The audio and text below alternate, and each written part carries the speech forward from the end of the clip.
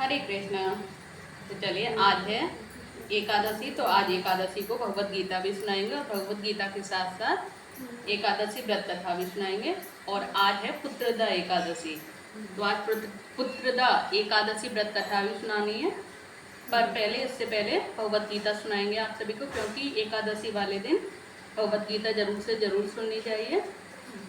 चलिए शुरू करते हैं। जहाँ से हमने पहले सुना चुकी हूँ मैं आप सभी को, उससे आगे का शुरू करते हैं। केशाग्र शतभागस्य शतांशः सात्मकं जीव सूक्ष्म स्वरूपोऽयं षण्ख्याति तो ही चित्करण। ये 81 की है? नहीं, ये अभी भगवत गीता है, जिसका अर्थ है कि आत्मा के परमाणुओं के अनंत कण हैं, जो माप में बाल के अगले भाग यानी नोक के 10,000वें भाग के बराबर है।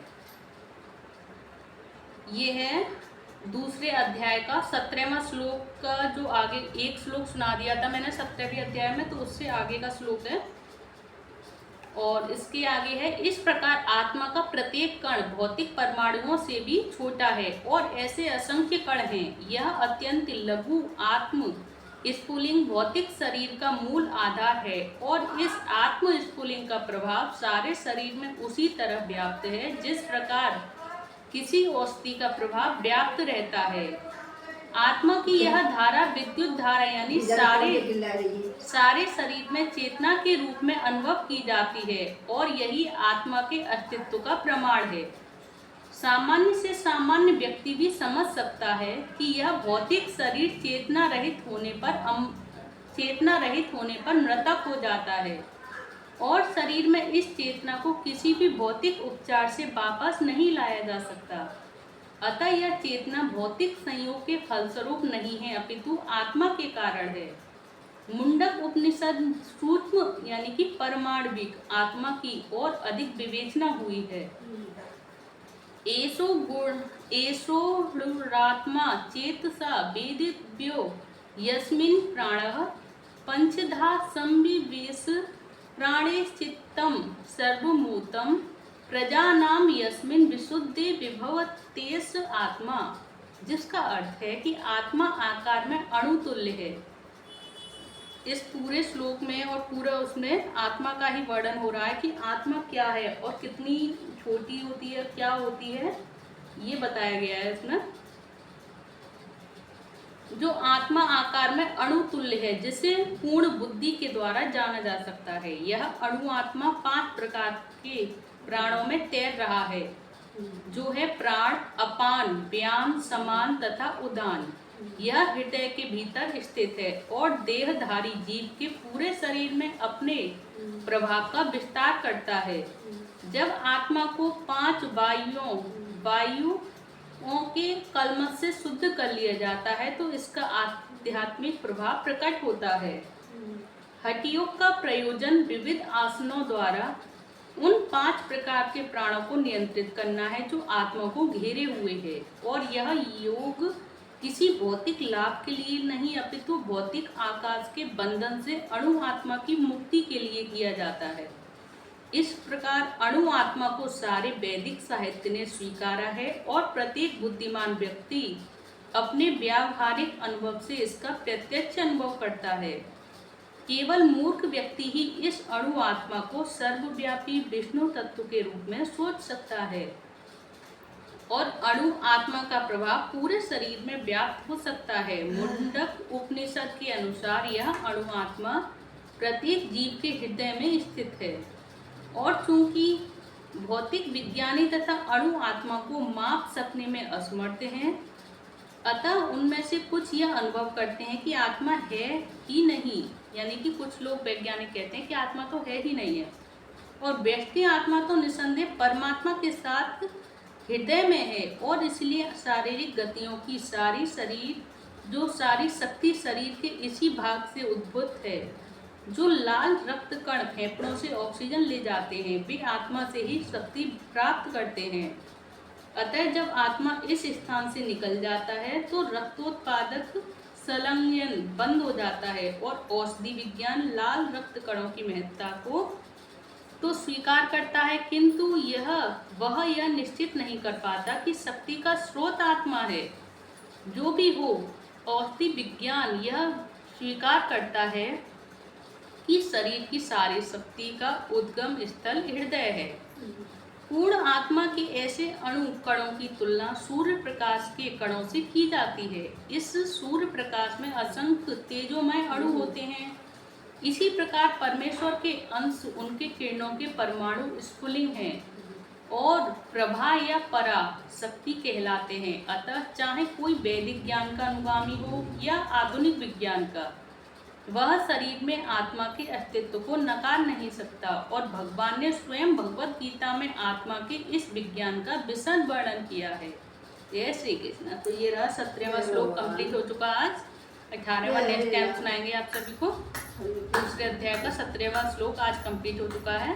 तो अब सुनाते हैं एकादशी व्रत कथा। पुत्रदा एकादशी है आज, तो आज सुनाएंगे पुत्रदा एकादशी की कथा।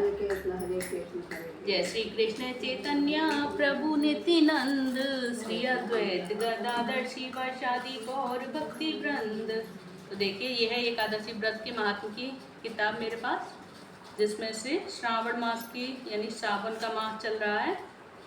तो श्रावण मास की कथा है। आज कौन सी है? आज है अम्मा पुत्रदा एकादशी। कौन सी? पुत्रदा। पुत्रदा। आज है श्रावण मास की शुक्ल पक्ष की पुत्रदा एकादशी।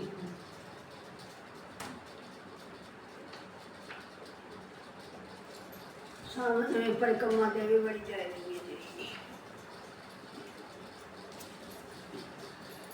गिरिराज जी की माँ की बड़ी बहुत ज्यादा चल रही है। फिर कांवड़ चल रही है। कांवड़ तो पूरे सावन के महीने चली है अम्मा। पूरे सावन के महीने चल रही है कांवड़। हाँ। चलिए शुरू करते हैं। अब श्रावण मास की शुक्ल पक्ष की पुत्रदा एकादशी व्रत कथा। तो युधिष्ठिर ने पूछा, हे मधुसूदन, श्रावण के शुक्ल पक्ष में किस नाम की एकादशी होती है? कृपया मेरे सामने उसका वर्णन कीजिए। तो भगवान श्री कृष्ण बोले कि हे राजन, प्राचीन काल की बात है।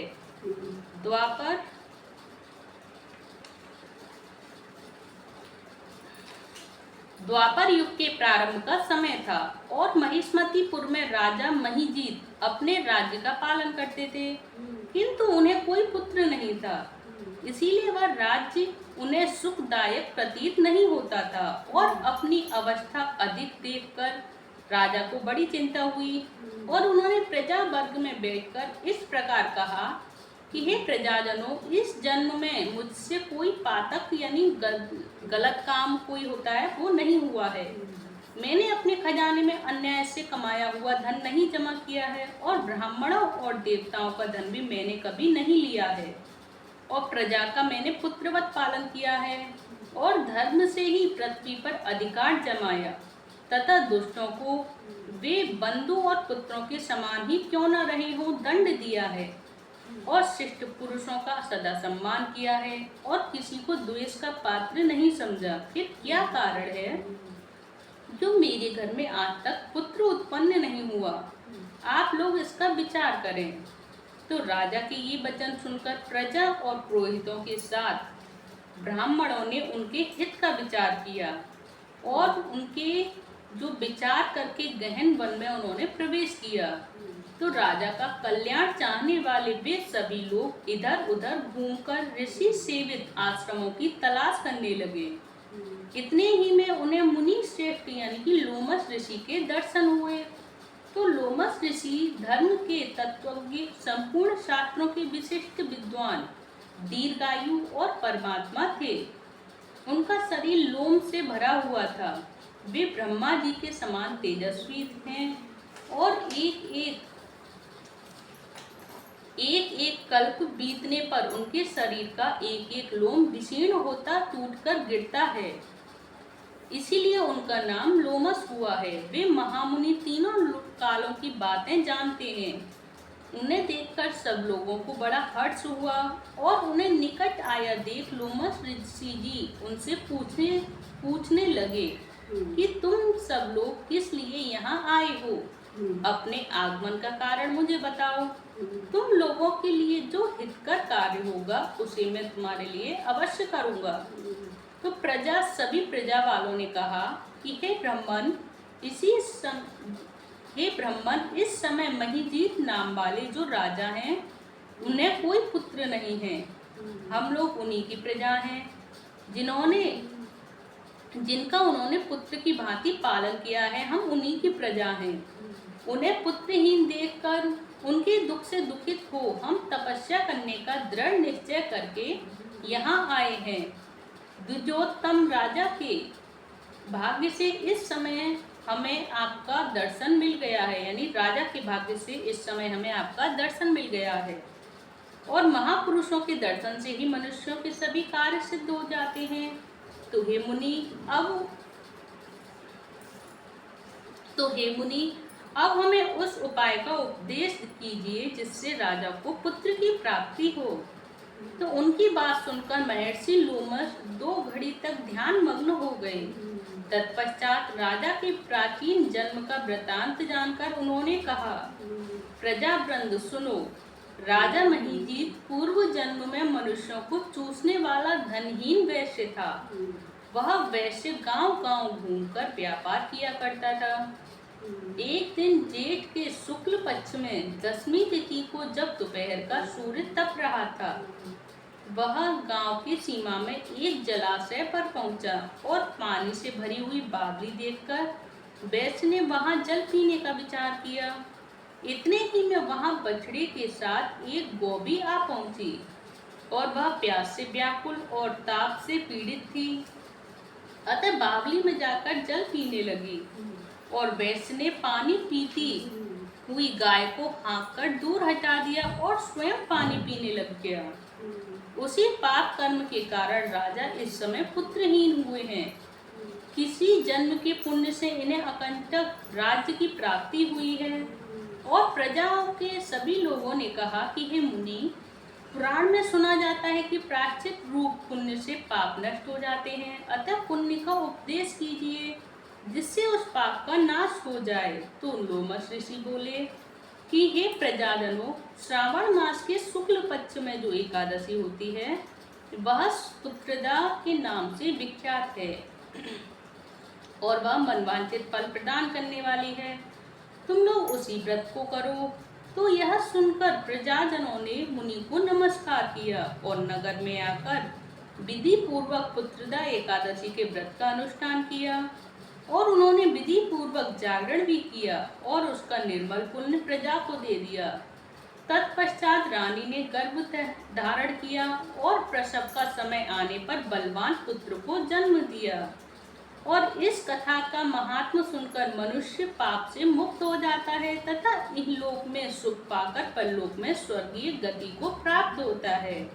तो देखिए, ये रही श्रावण मास के एकादशी का महात्म, जो कि इसमें बताया गया है पुत्रदा एकादशी के बारे में कि पुत्र की प्राप्ति के लिए पुत्रदा एकादशी का व्रत किया जाता है और हर मनवांछित फल की प्राप्ति के लिए भी इस पुत्रदा एकादशी का व्रत किया जाता है। तो आप सभी से कहूँगी, जो भी एकादशी का व्रत रहे हैं वो तो इस एकादशी के व्रत की कथा को जरूर से जरूर सुने, और जो ना भी रहें वो भी एकादशी की व्रत कथा तो अवश्य सुन सकते हैं।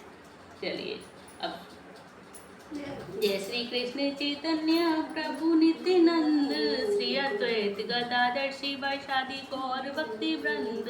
हरे कृष्ण कृष्ण कृष्ण हरे हरे, हरे राम राम राम हरे हरे। जय श्री कृष्ण, हरे कृष्णा, हरि बोल।